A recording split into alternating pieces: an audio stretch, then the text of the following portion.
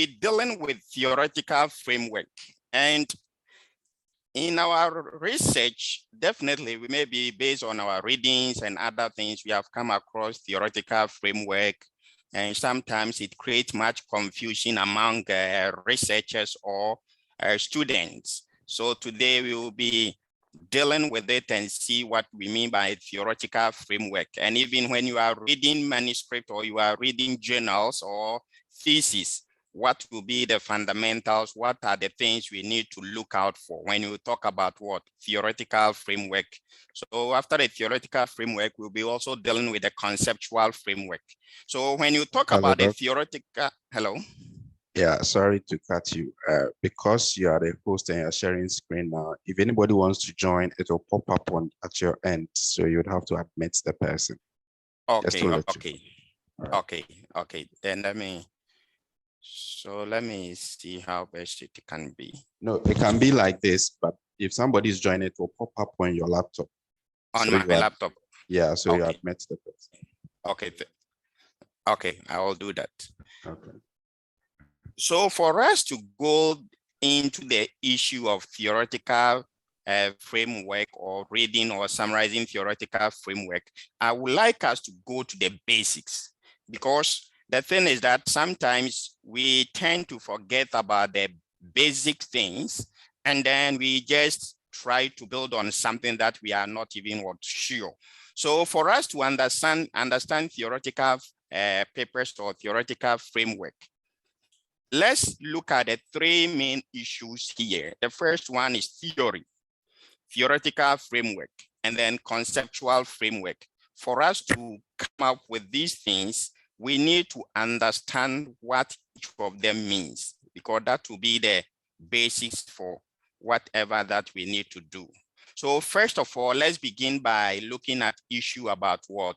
Theory. When we say theory, as we all know, is a set of what? Propositions that are logically related, expressing relationship among several different what? Constructs. So theory is more like an abstract description of what? Relationship between concepts, and it helps us to understand the world around us. So for instance, when I say that maybe let me make one assumption. When I say that all human beings have two legs, this one is a preposition that I've made. And for me to be able to demonstrate whether this proposition is good or bad, I need to start doing what? Observations. So if we say that all human beings have two legs, and then I see somebody called Akwesi, I can say that Akwesi is a human being. Therefore, Akwesi will have how many legs? 2 legs. This one is a theory that I think is, I'm getting feedback from one of the participants. So if we can look at it. So when you talk about theory, we are looking at relationship, and that relationship must be what? Logical, in the sense that once we assess it level, it can connect us to the what? The reality of life. So all human beings have 2 legs. Akwesi is a human being. Therefore, we can make an assumption that Akwesi has how many legs? 2 legs. So if you look at this type of what? This type of preposition I'm making, I'm beginning from the global level, and then I come to the issue of what? Particular what? Level. So in terms of theory building, we see that this one is deduction. And then in terms of the other way around, some people also believe that, okay, for us to develop a theory, let's begin from the basis. Let's start observing things around us. So maybe we see a particular person, Akwesi, we observe Akwesi, we see a particular person, Akuya, we observe Akuya, we see Kwajo, we observe them, we see that there are certain commonalities among them. Therefore, from there, we can move to the level that what are the commonalities among them? You see that all of them, they have what? 2 legs. Therefore, we can make an assumption that, oh, all human beings that will be coming across, all of them make what? two legs. So that one is also what? Induction. That is, we start from a particular observation, then we build it what? Up. So that is what we call what? Theory. So anytime that we are reading anything that we come across that there is a theory, let us look at what are the relationship, what are the logical relationship of whatever we are what we are looking at. So when you talk about theory, there are different types of what? Theory. We have what we call descriptive theory, and then they just describe things as you normally see it, naming and characterizing what? A phenomenon. I think most of you have gone through this one, so I'll brush through it. And then we have explanatory theory. That is, it tries what? To explain, to clarify what? Relationship between what? Relationship between A and what? B. That can also, and then we have what we call emancipatory theory. And this type of theories, for instance, if you look at the issue of what? Feminism, feminism can be considered as one of the emancipation what? Theory, because it is now trying to bring to our attention certain things that we consider that for the many years we have what? Limit those kind of things. We have been able to control them. So it is coming out. Then we have a disruptive theory, whereby we look at existing what? Knowledge, or we try to what? To refute it. And then we look at the predictive theory, where we try to predict based on use something to predict another one. So aside from looking at this type of theory also, when you are assessing it, we need to look at it from different what? Levels. So we can also look at the levels of what? Theory. So we have what we call grand world theory. We look at highly abstract and tend to be concerned with broader natural or social what? Patterns. So if you look at Marx's theory of society, where he talk about the bourgeoisie and all those things. So we look at that theory from the what? From the higher level, from the global what? Level. And aside, and then if you look at theories like maybe social capital, we have some of the theories that look at social capital from the what? The global level. So that is one way of looking at what? A theory. So if you are reading any theory, you need to understand, to examine it, that is this theory trying to look at things from the global perspective?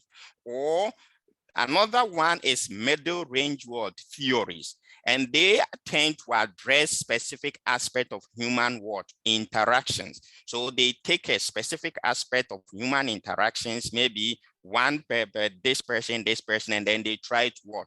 To assess their relationship. So outer network theory, how communication maybe even takes place. We look at it from the what? Middle range world theories. Person A getting in touch with person B, for two of them to be able to communicate without maybe face-to-face interaction, maybe mediated by what? Cell phones or whatever. That one is also a theory that look at what? Middle range. And then the last level is the micro what? Level. That is focused on individual level what? Phenomenon. So this type of theories try to pick up certain relationships, certain individuals, and then we see how things apply to them. So what we are saying is that theories help us to examine phenomenon in a logical way, for us to be able to see certain kind of what? Relationship among things. So once we understand the concept of theory, then we can move to the next level. That, okay, when you talk about theoretical framework, you see that it starts with what? Theory. So what theory are we going to use to build our what? Our framework. So the next level is the theoretical framework. Is a what? Logically developed and connected set of what? Concept and premises, developed from one or more theories that a researcher creates what? To scaffold a study. So theories are abundant everywhere.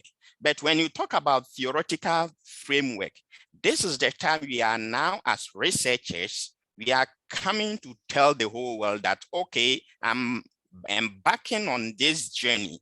And this journey that I'm embarking on, my blueprint will be this specific what things. That is very important. So when you say theoretical framework, we are talking and we are going to declare to the whole world that, okay, I'm doing this type of research and this is my what, my blueprint. So we pick up different what theories. We try to examine those different theories that we mentioned, and then we see how those theories, whether they relate, whether they create confusion, whether they disagree with one another.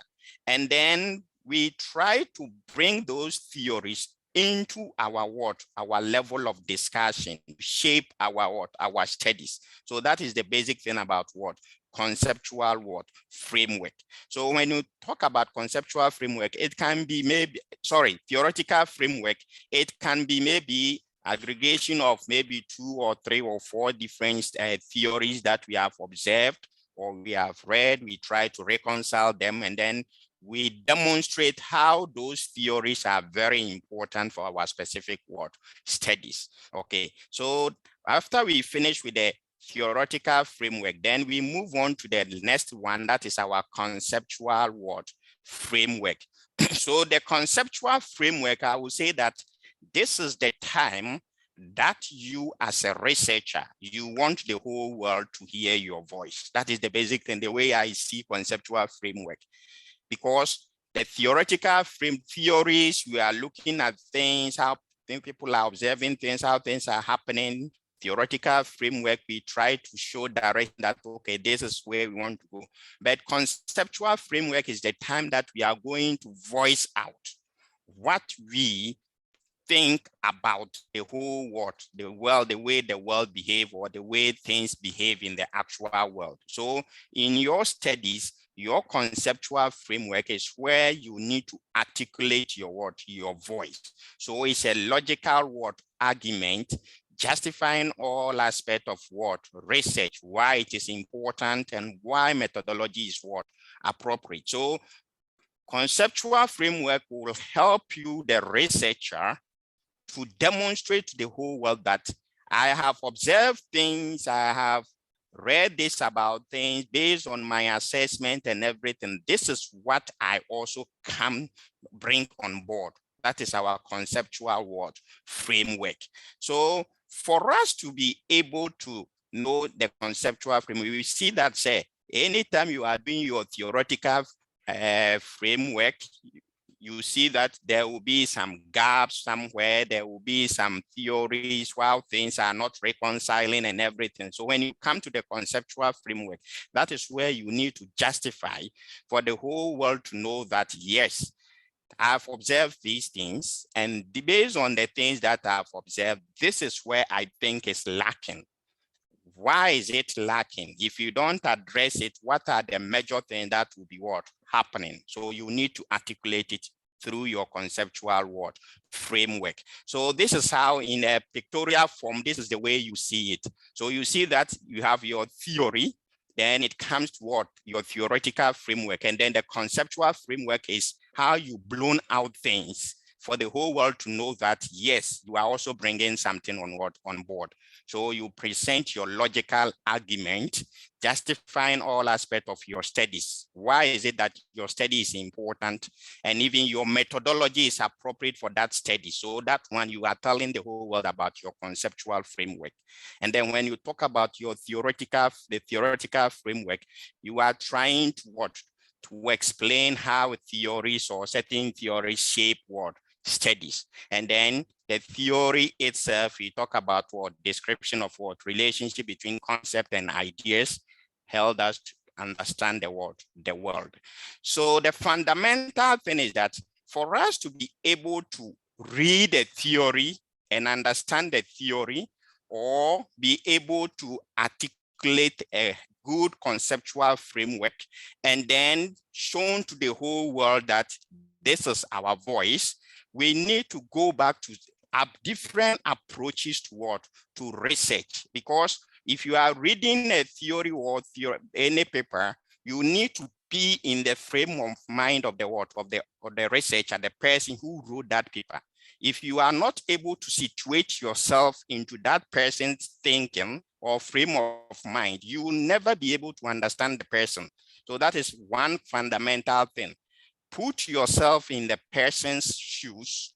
The time the person was even doing the studies, what approach did the person even use? That will help you to be able to establish and then decipher what the person actually means, about what you are reading. So when you talk about approaches to research, some people may have a different way of looking at it, but I try to look at it from these two main approaches. That is objectivist deductive research approach and subjectivist inductive research approaches. If you are able to understand these two approaches, it will help you to know that this study that I'm reading, this person approach it from this perspective.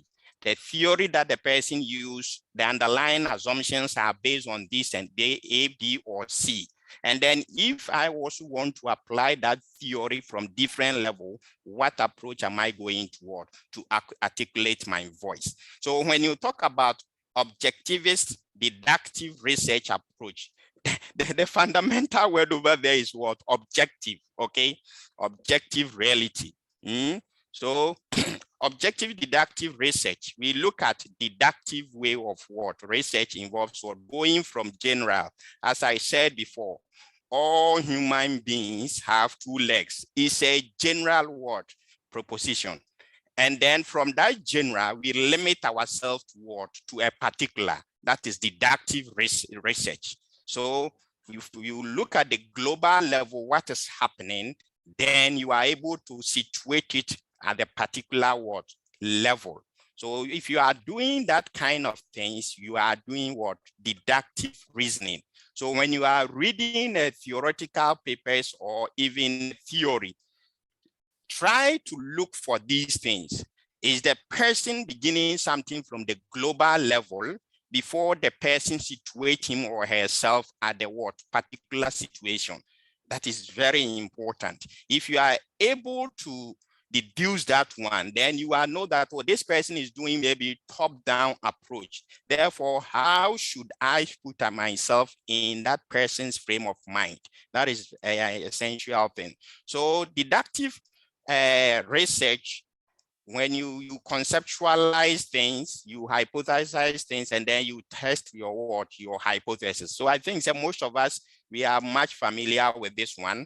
We look at the way things are. Researchers from this perspective, they try to find out what is happening in the global world, gather data to whether support what is happening or to debunk what is happening. So that is what we call deductive research. And then, so when we say objective deductive, objectivist deductive research rests on this assumption. Objectivist means that there is what we call real world, independent of our thinking or our imagination. If you go to the level of philosophy, there is one philosopher, we call him Bishop Bakeli. And he was thinking that for you to exist, I must be able to perceive you. Okay, so he thinks that if I'm not able to perceive you, then you don't exist. But somebody who believes in objectivism will tell you that no, it can be. Why is it can be? Because you have independent existence, irrespective of my perception, whether I see you, whether I feel you, whether I do whatever. It doesn't bring anything and doesn't add anything to you. You exist by yourself. So if you are a researcher and you are using this objectivist deductive research, you want to tell the whole world that the world exists as it is. Therefore, I can gather data from where the world exists and use that data to make certain interpretation, make certain decision. That is the basic approach.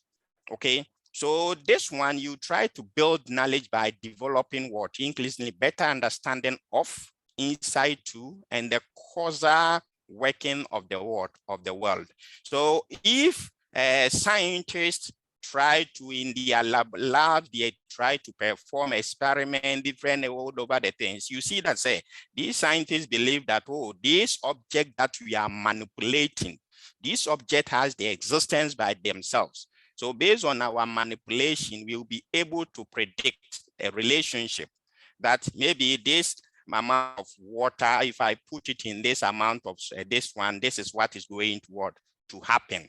So for instance, if you say that, say, if you attend classes every day, you will be able to pass your what? Your exams. These things is something that is there. We are trying to see the relationship that, okay, somebody who will attend classes every day and the possibility that the person is passing the exams, it is objective over there. So what we need to do is that let's gather data and then try to debunk this assertion or try to what? To maybe approve the word, the assertion. So that is objective what? Deductive research what? Approach. So if you are from this school of thoughts, if you are objectivist deductive researcher, how do you use theory? So, or if you are reading a paper that builds on this one, what is the role of theory in that paper? So the first thing you need to do is that from objectivist deductive researchers, a theory is generally the starting point of the research project. So what they do is that they start from, they get a theory, start reading about that theory and use that theory to what? To do their studies, okay? So the theory will help them to even come up with their word, their hypothesis and everything. So that is their basic word, concept. And they gather data. Once they operationalize things and gather the data, all what they are doing is that they are trying to whether affirm that what the theory is saying, it is actually what is happening with my data. And if what the theory is saying is not happening with my data, why? Therefore, should I go and gather more data to be able to what? To explain that phenomenon or whatever? That is the fundamental what? Fundamental thing about how they use what? Theory. Somebody who belongs to this school of what? School of thoughts, okay? And then let's look at how objectivist deductive researchers use theoretical what?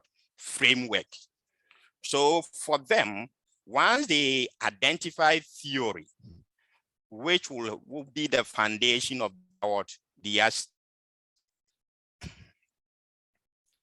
they try to integrate different kind of theory, and then the theory will try to shape their construct of what? Interest. That is the basic thing, because for them, the theories are there. Once I get the theory, this is the time that I'm going to critically examine the theory and come out with what? With certain kind of what? Decisions. So if there are 2 or 3 theories, I'm trying to see that if these theories are opposing each other, why is it that this theory is opposing this? And what is happening? So for them, the theoretical framework basic means that they try to reconcile, they try to use that framework to justify the need of their what? Of their research. That is the basic what? Basic interest that they have. And then let's look at issue about how do they use conceptual what? Framework. So for somebody who belongs to this school of thought, conceptual framework will help them to what? To describe you. They start by examining different literatures, what is happening, okay, in the literature about certain phenomenon or the theory. And then they try to summarize the relevant what? Theory that is related to whatever they are what? They are doing. And then they offer explanation of why this theory could be what? Informative to this context. So the theory that they have identified within their own study, how does that theory going to expound or theory going to highlight what they want to talk about?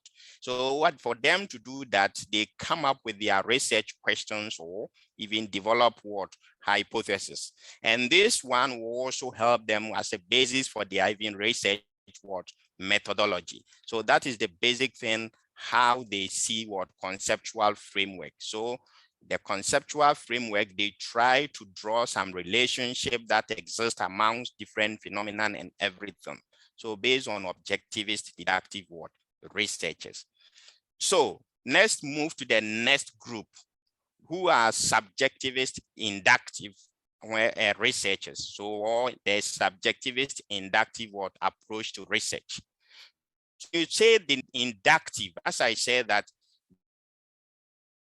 look at particular things because they believe that for a society, if you say society, there is nothing like society, but we have maybe individual people who are within that word, that particular group. So they try to start their studies by starting to observing those kind of what people. And when they study these individuals, it helped them to make what decisions about things. Okay, that is the subjective inductive what approach. So for this approach, when they are going into a studies, they don't worry themselves about hypotheses or whatever. They don't try to do that. But what they try to do is that they try to at least open themselves up to observe things and to explain how particular phenomenon what happened. So the researchers at this level, they can just start collecting data or about a phenomenon, searching for certain patterns across that data that to generate an understanding of what the phenomenon. So if you look at somebody who is a deductive, they will start with a hypothesis, but inductive and subjectivist researcher don't worry themselves about hypothesis. They just try to go straight to the things, observe how things are happening, and then try to see what will come out of it. So if you are reading a paper like that, you need to put yourself within that that context. Okay. So for them, what are their main assumptions when the subjectivist inductive approach to research? What is the main assumption? It builds on what? Reality is socially and experiential what constructed. That is, reality is an unsteady social construct that exists not because there is a natural external reality, but because individuals and social groups share what? Interpretation and understanding of what? Reality. So that is the basic thing. So my understanding about certain things, your understanding about certain things, if you are able to come and assess those understanding, we will be able to come up with what? Certain form of what? Reality. In research, people usually see it, oh, this is more like qualitative and the other one is quantitative and all those things. So that is how I want you to frame your mind when you are examining different what? Theories. Okay, so what they try to do is that they try to look at the person's what? Understanding of phenomena may not be the same as another person's what? Understanding. So we may have 10 people. We assume that, oh, this person's the way he understand maybe child labor will not be the same thing this person understand about child labor and all those things. So if you just assume, say, all of every human person understand child labor, therefore you want to start framing something, you will be wrong. So for us to be able to come out of something, we need to even start talking to these 10 group of people. Go to them, talk to them one after the other. Once we talk to them and gather their understanding about child labor, we can now put the understanding over there on table, examine certain patterns that are coming from it, examine certain differences coming from it, and it will help us to even come out with a policy about what? Child labor. So that is what inductive and subjective what? Approach. So if somebody belongs to this school of thoughts, for them, how do they use theory?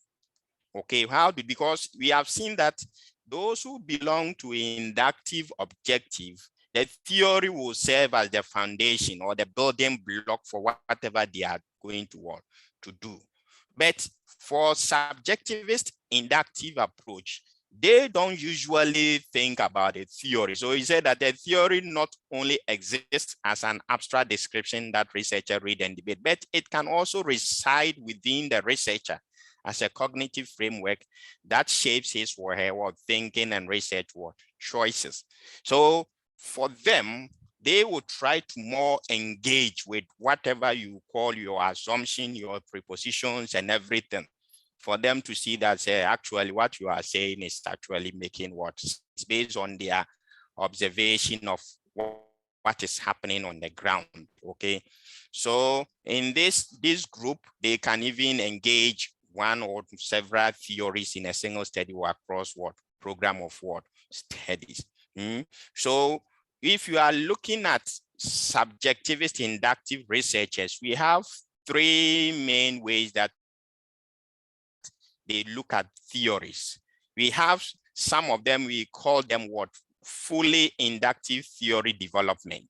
This group, the first group of thoughts, theory can be a product of research. For them, they think that's for you to talk about theory, no. Let's go into the field, start observing things, start engaging with things, and then at the end of the day, we'll be able to come up with something that you think is called what? Theory.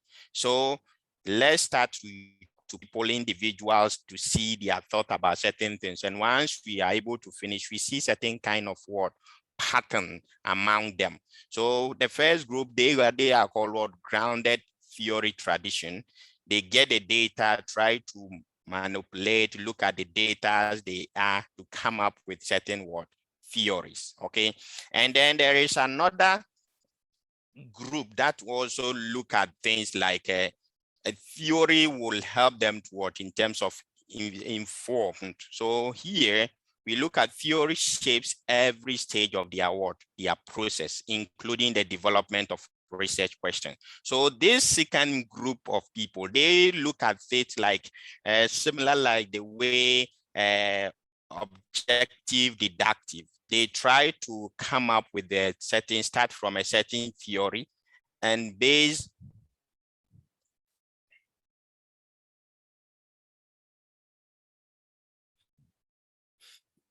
okay.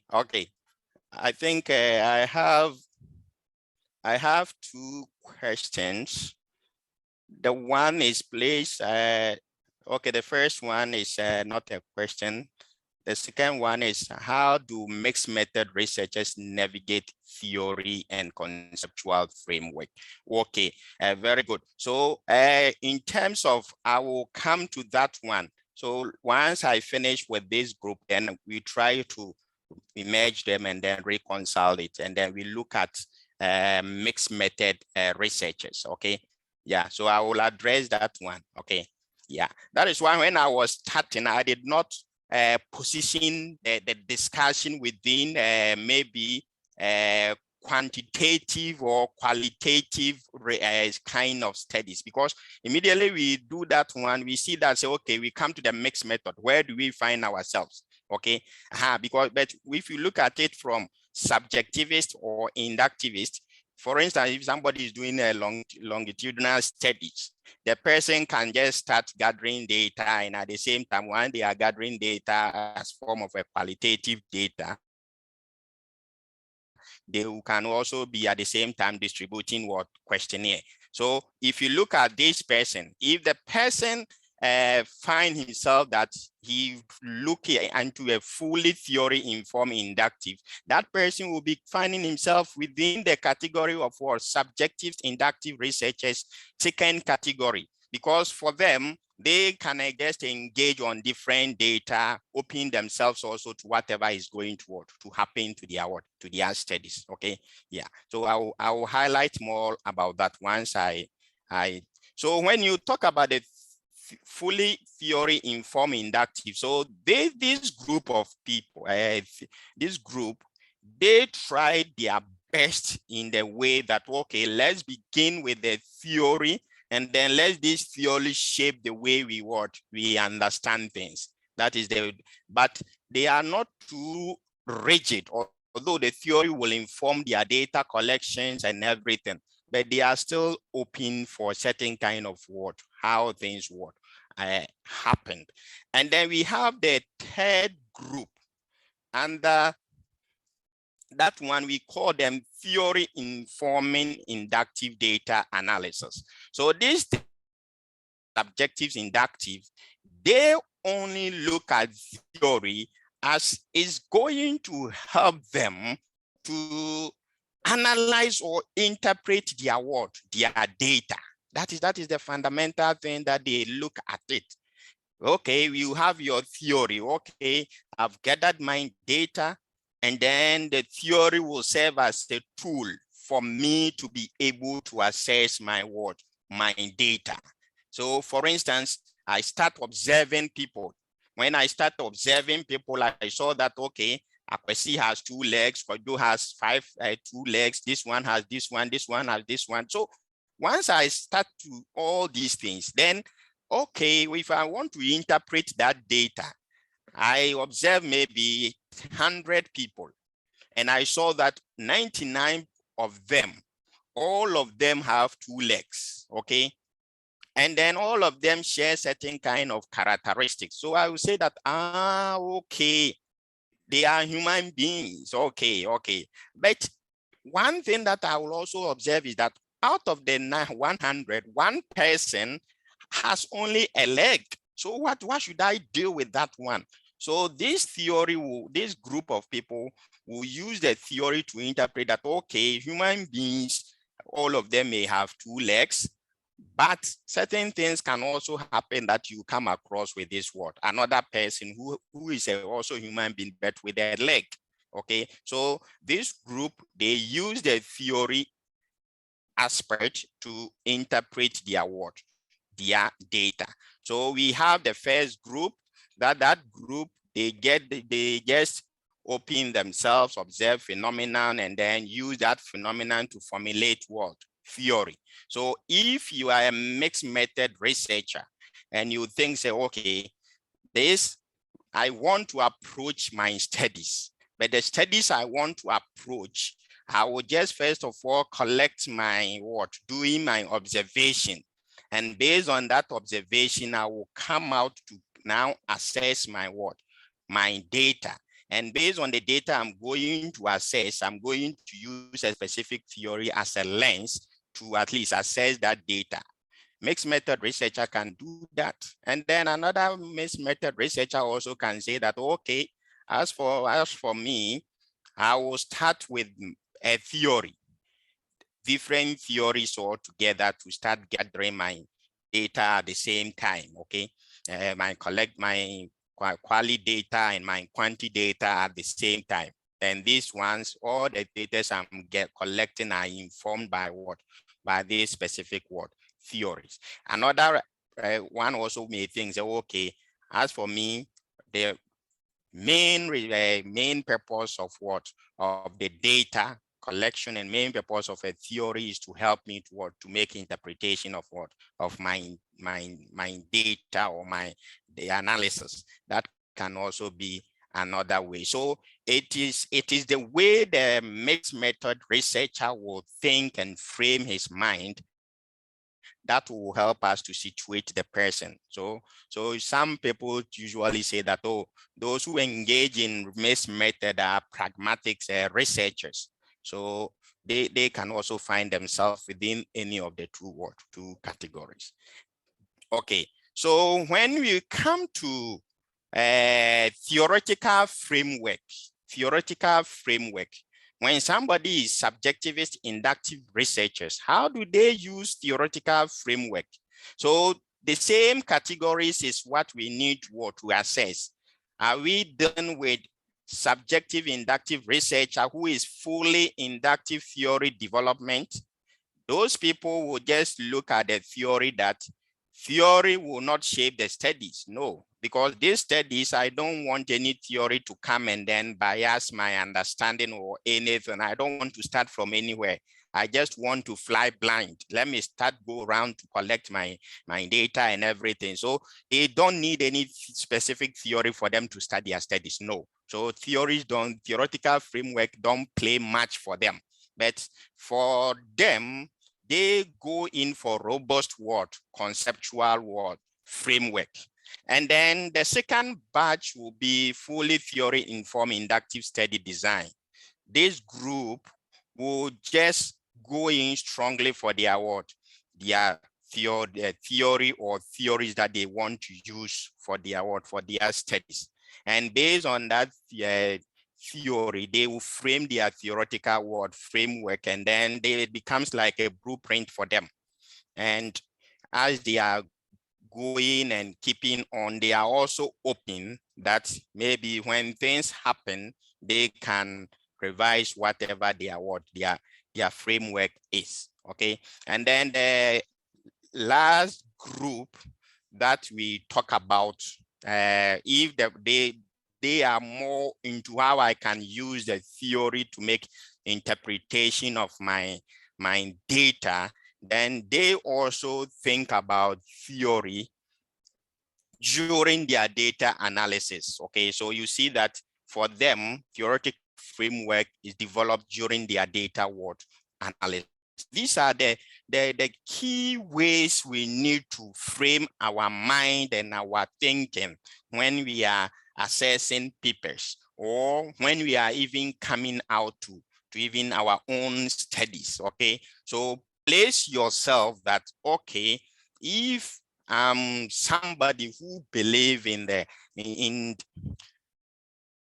objective deductive, that I'm strongly believe in a theory, that the theory will inform me to come out with my studies, then you are going in for some people say quantitative kind of studies. Okay, and then if you are somebody who want to also just not to engage yourself with any theory that will just muddy the system for you, and what your understanding, you can start gathering the data and then manipulating the data, and where the data will lead you.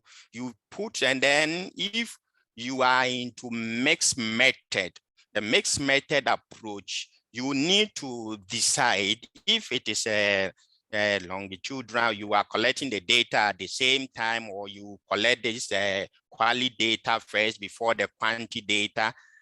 You need to make a decision about it, because if you are collecting the quality data first, maybe you want to use the quality data to develop a theory as a ground theorist and then you test it through the quantitative data. That can also be another way.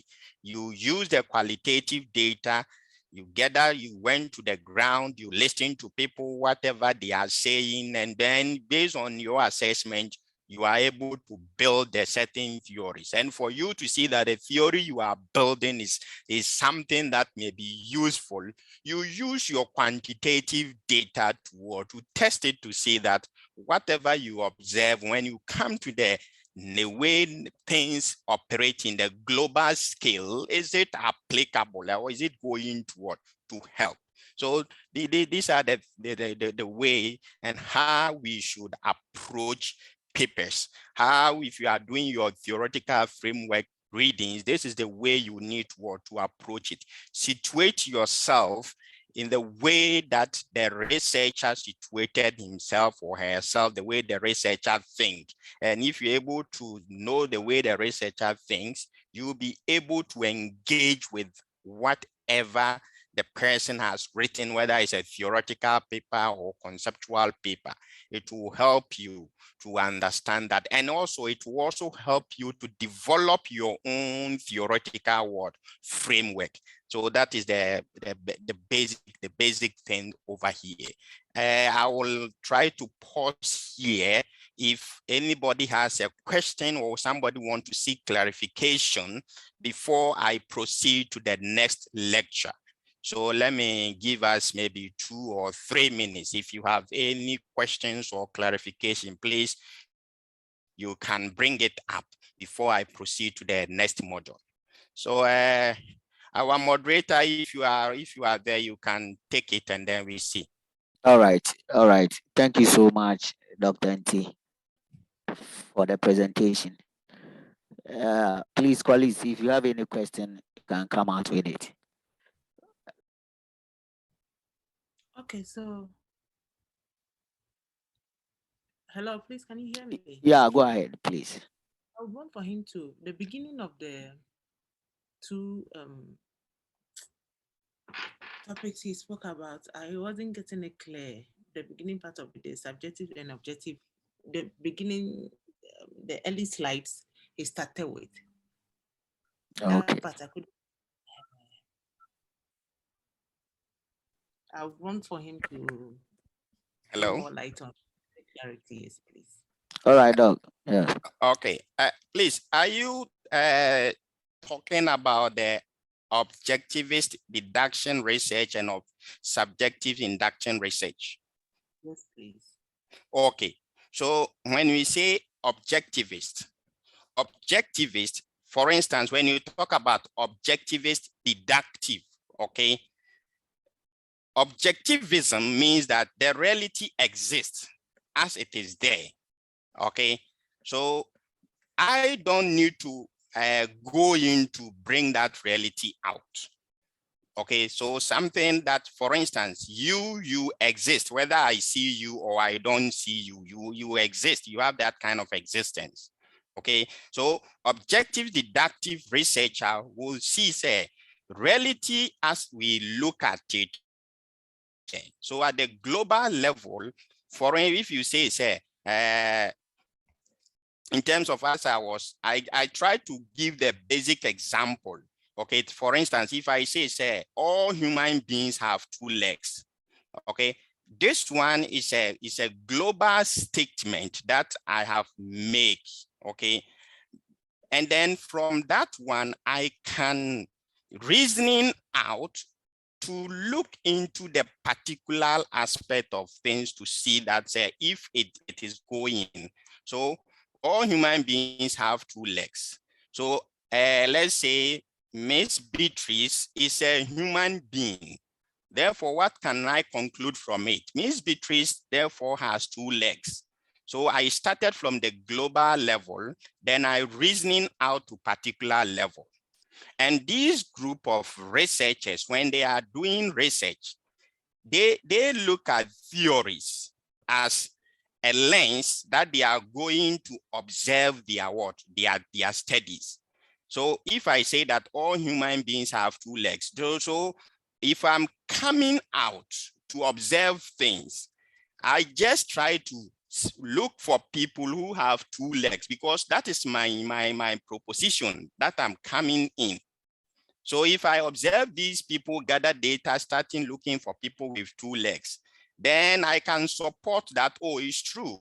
All human beings have two legs. So tomorrow, if I see anybody with two legs and this person has certain kind of features, I can classify that that person is a human being. So that is the way they look. They believe in the theory and use the theory to build their what?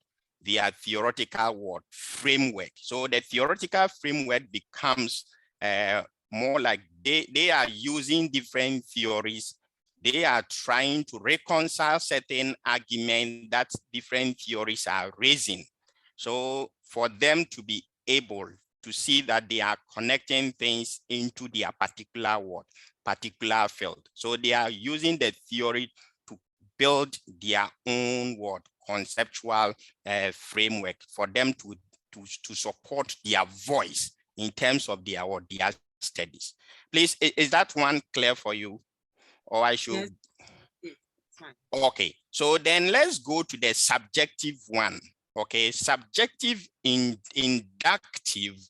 They think that I don't need to be influenced by what we call global issues. Okay, I don't need to be influenced by that. I want to go into a study with an open mind, especially those who believe in the ground theory, that let me go and observe things myself, rather than I go in with the assumption that people have two legs, and when I saw somebody with only a leg, I become confused. No. So they will just go in. They don't rely on theories. Okay.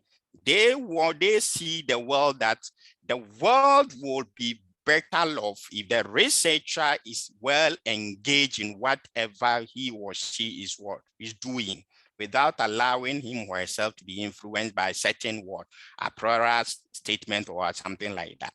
Okay, so they will go in directly to observe people. So if they see this person A, person B, person C, they will be looking at their legs, count their legs. This person A has, person B has this one, person C has this one.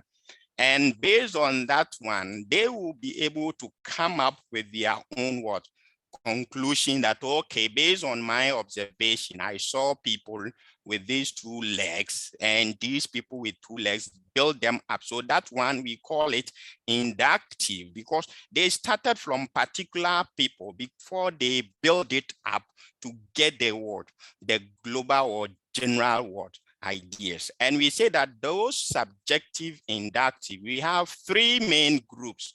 We have first group who are purely think that we don't need to worry ourselves about theory, okay? Let's go in, engage with things, and based on our engagement with particular things, we can come up with certain conclusions in life. And then we have the second group. They are believe in this, but they said that, okay, I'm okay to start with a theory, but I'm not stuck with that theory.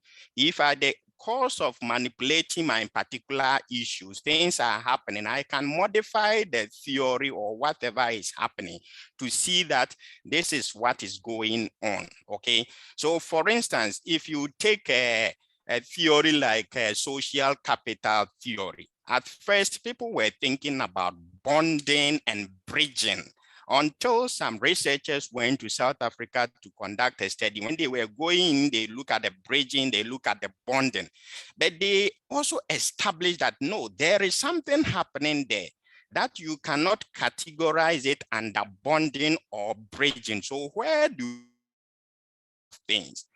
You get it? So they were able to extract that information and come up with a third aspect called linking, because they saw that there are some relationship that you cannot say that is a bonding relationship with your immediate family or friends, or bridging relationship with another group. But this particular relationship deals with maybe people with political power, people with influence, and once you bring them into the scope, they are able to let things also happen. Therefore, let's add this one to it to call it linking. So you see that although they started with their theory, but based on their manipulation and observation with particular world, they have been able to come up with something again. So that is the second group. And then we have the third group under the subjective inductive. As for them, they believe that theory serves a purpose. And the purpose is that once I get my particular things, I will use that theory to assess or analyze my data. So for instance, if you are doing a thematic analysis, okay, you observe things, how things are happening and everything. Once you are gathering your data, then at least you try to group certain things within certain themes. So that is how the two objectivist deductive researchers and then subjectivist deductive researcher, researcher. That is how it works. Please, is it clear with you now? Okay, thank you. So just following up on the last thing you said, the three groups of the subjectivist inductive. The first one you said was fully inductive theory, like those who do the fully inductive theory, then those who do the theory informing inductive. What's the third one, please? I didn't catch that part. Yeah, the third one are people, the group that they try to use theory to interpret their data. Okay. So theory interpretive. Yes. You had a name for them. I did not come out with it. So they are what we call fully 1 minute, okay?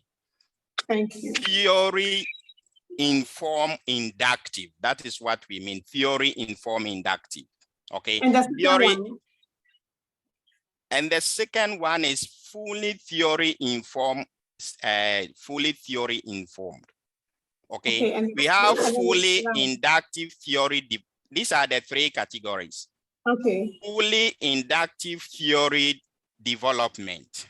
Okay. Those are the ones who go in for them to develop their theories. Yes, And then we please. have fully theory informed inductive. Okay, and then this fully theory informed inductive, they start with the theories, manipulate things at the end of the day, but still they try to not to be fixated with the theories they started it. Whatever happened, they try to adjust themselves. And then we have the last group, that is theory informing inductive data analysis. Okay. So those group, they try to use the theory purposely for their data analysis. Okay. Is that clear? Yes, very, very clear. Thank you. Okay, welcome. All right, Doc, thank you so much. I would like to also ask this question. At the PhD level, do we have a specific number of theories to be used to form the framework? At the PhD level, I would say that if, for instance, you are working on a studies that have competing ideas, okay, then it's better that if you have maybe 3 or 4 or 5 theories that are competing with ideas, it's better to explore all of them. But you need to take a stand whether you are going to reconcile 2 or 3 theories. Why do you need to do that? Because for you to, if you're able to analyze different theories that is talking about your phenomena, it will help you to come up with a strong conceptual and theoretical framework. For instance, if you are doing a studies about maybe corporate governance, okay, corporate governance, you will hear some things about agency theory. And agency theory, you see that immediately you assess agency theory. Stewardship theory will be going head on with agency theory as a crash. Do you get it? So if you talk about only agency theory and you assume, say, you are finished with that theory, therefore you can go ahead with your studies. Somebody can easily criticize your studies. Why? Because you look at only one side of the pen. You did not check the tail to see what is happening at the tail level. Is that clear? So the most important thing is that try to assess the relevant theories, where they are opposing. Why do you think they are opposing? And then it will also help you to even critique the main theory you are going to use for your studies and come out strongly for your justification and where your voice can be heard. Okay, now we are now transitioning into the issue about, let's say, conceptual framework in our studies, okay? As we say that when you talk about a conceptual framework, this is the time you need the whole world to hear your voice.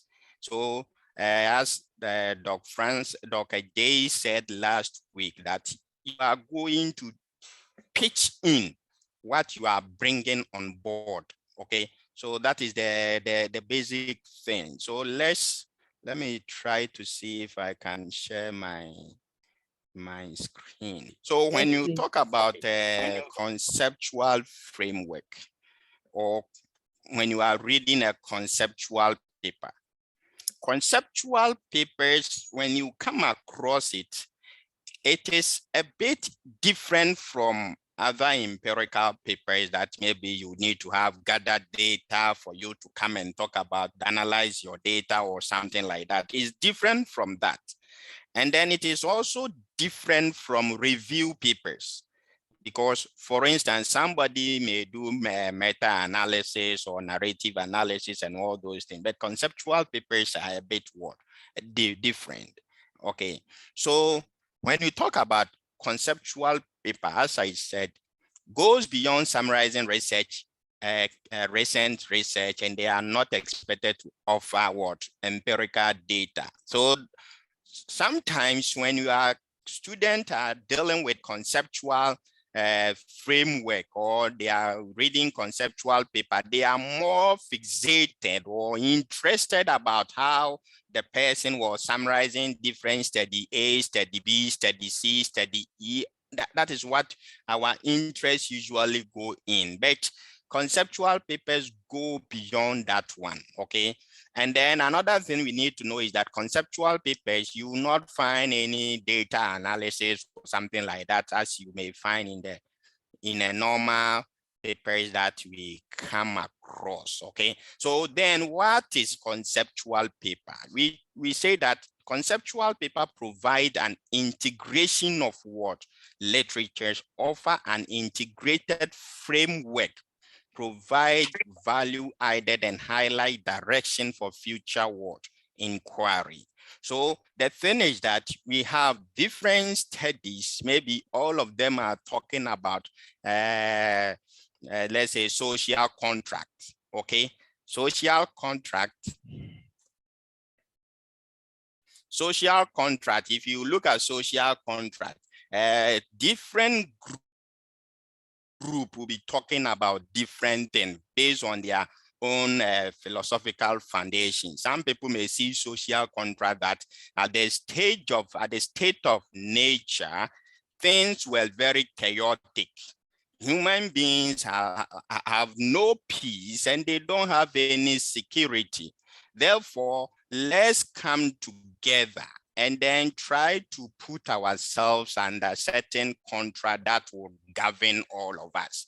So if you are looking at it from the lens that the person who thinks that state of nature is chaotic, brutal, and everything, their concept about social contract will be different. They will be thinking that, okay, then let's elect a very strong leader who will be able to step down and to make things happen.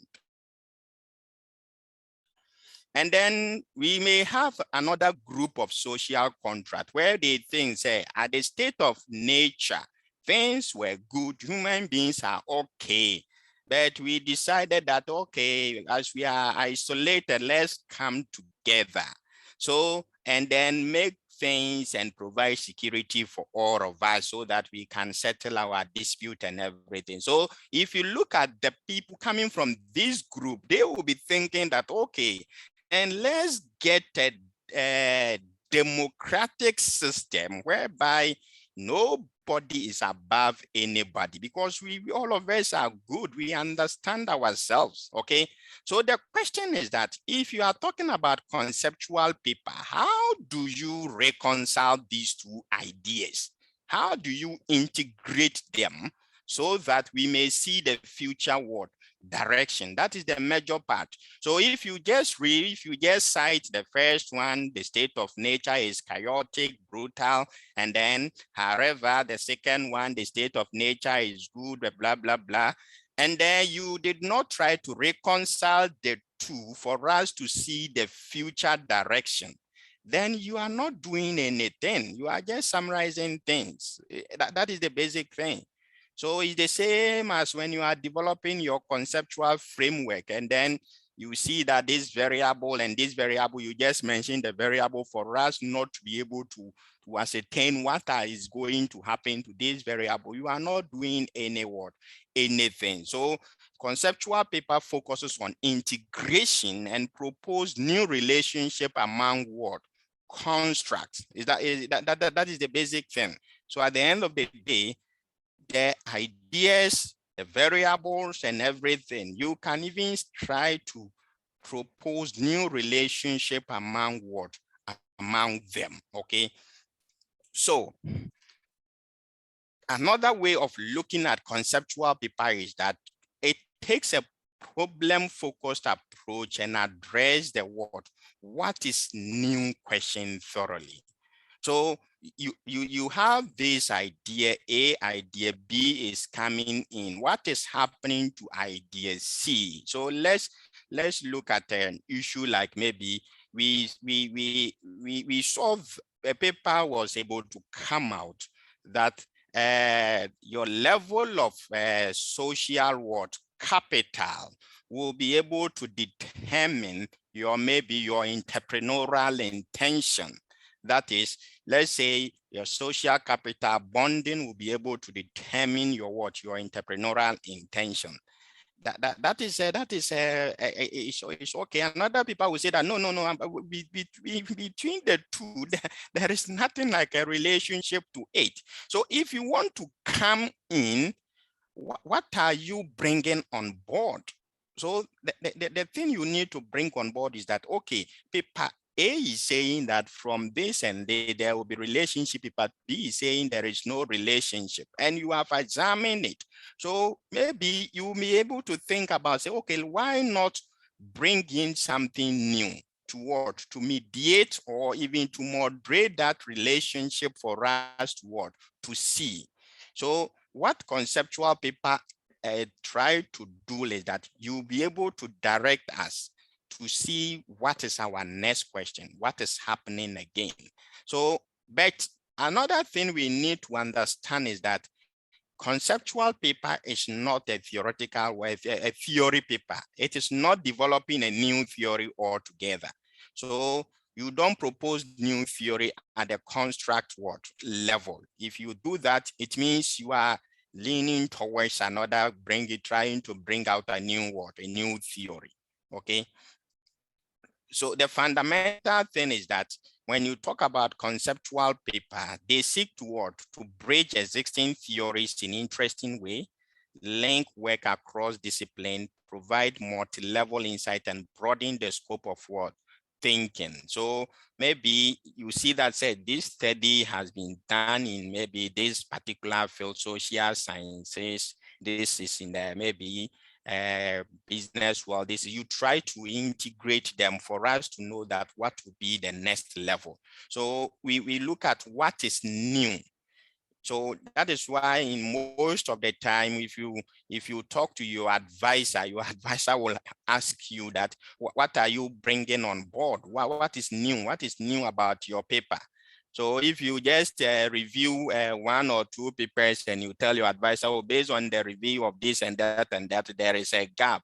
That gap at the PhD level alone cannot be something that you are bringing on board only. Okay, so let's look at key characteristics of conceptual paper. So when you talk about a conceptual paper, it starts with overview of the domain or the state of the of the science. So for you to build a strong conceptual paper, you have to let us know that what do we know? What do we know about the field you are talking about? So that is usually what happens if you are reading conceptual papers. It tells you about what do we know. And then it also tries to trace our history. Where have we come from? And then we look at what areas that are yet not well explored. So these are the three key things that conceptual papers you'll be able to find. So when you are reading them, read any conceptual papers with this lens. What do we know? Historical background, where we are coming from, or about what we do know, and then the areas that are yet to be explored. Those are the key things that we need to examine. So usually conceptual papers call upon the reader to reconsider how constructs have been previously defined. Sometimes if you are reading a conceptual paper, or even your own way, if you are coming out with a concept, your own conceptual framework. Sometimes when you are reading, look at how constructs have been previously defined, how people define those constructs. And then you need to demonstrate the limitation of that definitions, because if you define income, for instance, if I'm conducting a studies and then I define the word income, my definition of income will determine the kind of data I will collect. So if I look at income as something like my take-home pay, then I would just gather data about people writing their take-home pay on it, and then I will examine it and then come out with my findings. So what is the problem with this kind of definition? That is what you need to let us know, that, okay, people A, the way they define income has a problem. What is problem with what is problematic about defining income based on only your take-home home pay? Or can we even define my income based on maybe my after expenses and then what is left? That will also determine the kind of data I will collect. So if you're able to provide new definition for the construct, it will help us to come out strongly with our conceptual framework. So when you are doing when you are reading, when you are engaging with the different theories, coming out with your theoretical framework and everything, don't just engage with the relationship people are able to establish and everything. No, go deeper, that beyond this relationship, what are the things that are happening that are not clear? Go and examine the way even construct are defined in those kind of studies. And if you're able to examine it, you see that the way you define your construct will be able to determine what type of data you'll be collecting. If I define my construct, let's say youth, that youth is anybody, any only school going age, school students who are youth, it will tell you that the way I will collect my data will be different from maybe somebody who may define youth as maybe from ages between maybe, let's say, 13 to 39 years. That data will also be different, because if I define youth at only those school-going age and somebody is maybe around 25, different country, and let's say in Ghana here, if you say youth are all those who are studying, it tells you that you go to a university, you distribute your questionnaire to people. You think every student is a youth. That is your definition of youth. But you look at the Ghanaian setting, that somebody may be 55 years and the person is still studying. Okay, so if you take that study and then you are reading it within certain lengths, you need to make sure that the way the person even defined the construct was problematic. And then you come in with a new definition. So later I will send you this paper, Sherman and Morley, and they use this kind of strategy for them to come up with a new dimension about psychological contract, okay? Because they examine that the way the construct are defined, it is not helping for us to articulate it the construct well, okay? And another key characteristics of conceptual paper is that it tries to also build on theory by offering propositions regarding previously relationship, okay? So another way is that when you are reading, when you are doing your readings and everything, you need to also look at some of the nuances that certain things are not yet tested. They may exist. I think last week when you were talking, when Dr. J was talking, he was analyzing about pregnancy and how those the men who accompanied their wives to hospital and all those things.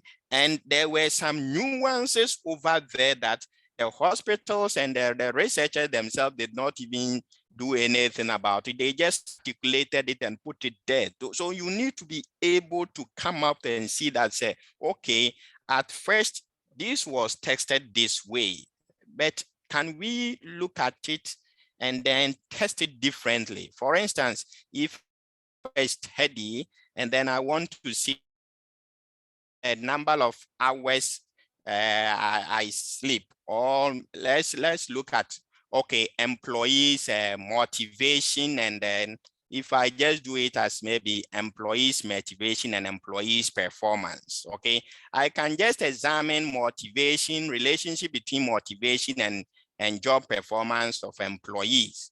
And then I may think, say, oh, this relationship, there is a positive correlation, because if you motivate the person will be able to perform very well.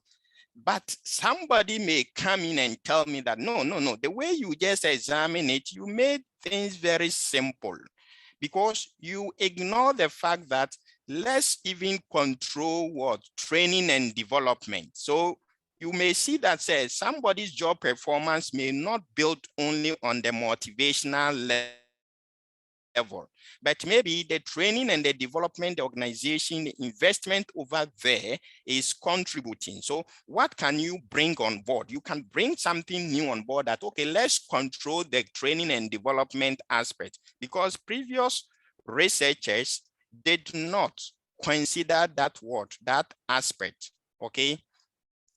And that is very key, because if you don't do that and you just think, say, oh, this study saw that there is a relationship between motivation and training and development and then performance level, then you summarize it. No, engage. What are the things that the researcher ignored that could have even influenced, or the noise that the researcher did not control, that noise helped the study to achieve certain things like that.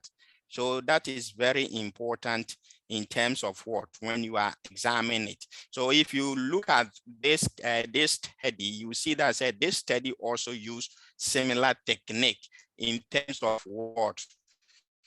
integrating model of traditional and contemporary approaches into the workplace boredom. Okay, and another key characteristics about conceptual framework is that it is not something that is, let's say, obligatory, but it is very important to be able to be represented using figures, because as human person, I can easily understand your study if I just look at it in the picture form and I see that, oh, this relationship is going here and there.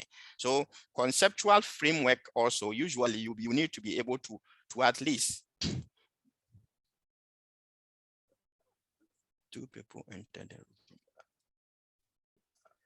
For you to be able to to understand what is happening. Okay, so you need to use figures to be able to clear your thought and everything, that what you are showing, is it actually making sense?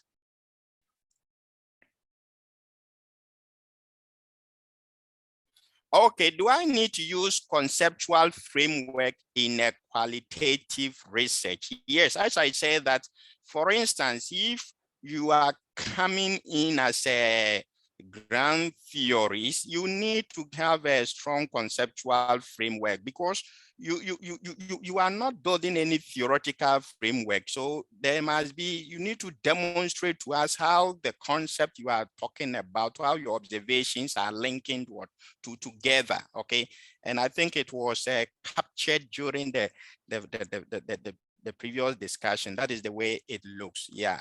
So especially those who come in with that ground theory, and those also who build on theories also, they can also provide those kind of conceptual framework. Okay, so let's examine how these figures, how we can present them and see how they will be able to articulate things to us. For instance, let's look at how this one, for instance, if you see this example of conceptual framework, immediately you see this kind of figure over there, the diagram over there. It tells you that something is happening, because you'll be able to see that, okay, when the person was talking about social capital, person use certain things to measure social capital at different level.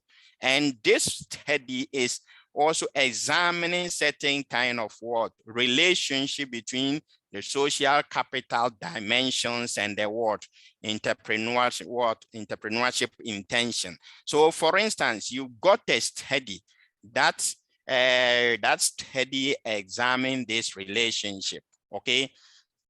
And you as a researcher, you want to read, engage, and critically assess this study in order to get something from it for your own study. As we say that one way to look at it is examine how, examine the operational definition of bonding, social capital, blinking, and all those. Please, well, 1 minute, I'm admitting. So you need to be able to look at the operational definition for each of these words over there. If you're able to examine it well, counter check with other studies, how they also define those kind of things. And based on their definition, it will tell you the kind of data they collected. Or another way that you can look at it is that based on this conceptual framework, the person even tested this hypothesis and find out that, oh, the relationship the person initially thought that it exists between them, there is no relationship between the social capital and entrepreneurship intention. So it is something that is giving you certain kind of signal that, oh, if there is no relationship, what is happening? Is it that because of the way that it was defined, or the time even of the study, or even can I even introduce a new variable to it that maybe the researcher did not do? Did you get it? Once you are making this kind of engagement, it helps you that you'll be able to come up with something new about it. So when you talk about writing conceptual framework, most of the time conceptual framework must be able to articulate certain kind of come out with a theory, okay? One or more formal theory, and other concept and empirical findings from different literature. As I said, you are building from your theoretical frameworks. So we have different kinds of theory. Some theories come out with their own variable or their own construct. For instance, if you are looking at and some theory also, they are more like application theory. So you need to also understand the dynamics of these kind of the theories. For instance, if you have a theory that comes with its own variables for you, or what you need to do is to adopt those variables, like the theory I showed you before. Anytime you are looking into social capital theory, immediately you see it comes out with bonding, bridging, linking. So you just have to pick them up and use them for your studies, okay? And then you don't just pick them and use them. You introduce certain new relationship or concept to it for you to come up with something new. And then we have some theory also that they don't have their own variables or that they come out with. For instance, if you look like something like the agency theory just present an argument about agency problem and how can we solve that problem. So if you look at it, agency theory can apply within different contexts and different area, depending on where you want, because they don't give you specific variables that work with this, but you look at the logical conclusion of it, and based on that one, you build your conceptual framework. So you map the conceptual terrain of a phenomena by identifying disparate concepts, defining them, connecting them to the phenomenon. So that is very important for you to develop a strong conceptual framework.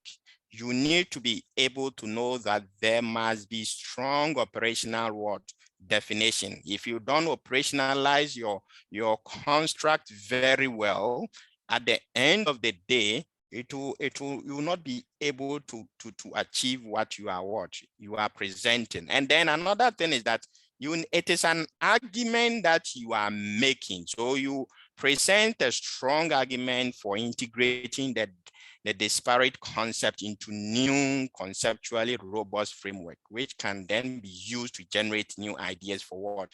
New theories. Okay, so that is very important. And then it demonstrates relationship also among what? Ideas and how they relate to the research studies. So for what if you adopt certain kind of construct from different theories and different A theory, B theory, C, you got something from each one of them. Now is for you to integrate all of them together for us to know the direction where your study is going. So let's look at some of the examples. The one that I showed you before. Immediately I see this one. I see that the researcher got something from social capital theory, and then he gets something from what? Entrepreneurship, intention. And this one tells me that definitely this researcher is trying to examine relationship, okay? And they need to back their relationship argument with sound argument. Why do you even want to examine that relationship? If you don't examine it, what will happen? And if you examine it, why do we need it? The researcher need to be able to do that, okay? And another way, another example of conceptual framework, for instance, after we tested our model, the first one, we tested this one, our assumption that social capital will influence to entrepreneurship intention. It was not able to support our hypothesis. So somebody can sit down. Why? What happened that social capital was not able to predict entrepreneurship intention?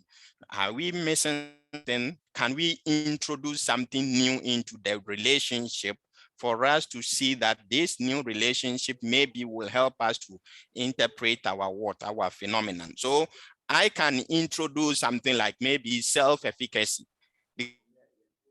Because if you look at it carefully, the first one was just a direct relationship we were looking at. And the second conceptual framework, we are now looking at what we call mediation, okay? And when you look at the mediation, we examine the relationship between the social capital and entrepreneurship intention, all right. And then, but this time we are introducing new variable to it. That is what? Self-efficacy. And for you to do mediation, you need to ensure that the new variable that you are introducing can by itself influence your dependent variable. So can my self-efficacy influence my intention of engaging in entrepreneurial activities? Of course, yes. And then another question you ask yourself is that, can my social capital influence the way my self-efficacy? Of course, your bonding social capital, because you understand the basic concept of yourself from that kind of relationship. That is from your bonding, your bridging, or the people of high power that you are associated with. That is the basic. So you see that this conceptual framework, the person is examining what we call mediation. So you look at the relationship between social capital and entrepreneurship self-efficacy. You also examine the relationship between social capital and entrepreneurship intention. And then you move to the next level. That is where you examine the impact of social capital on entrepreneurship self-efficacy and how those influence our entrepreneurship intention. So this one you see is the first studies, the person has been able to introduce a new variable, and this one can be something new for us to examine it.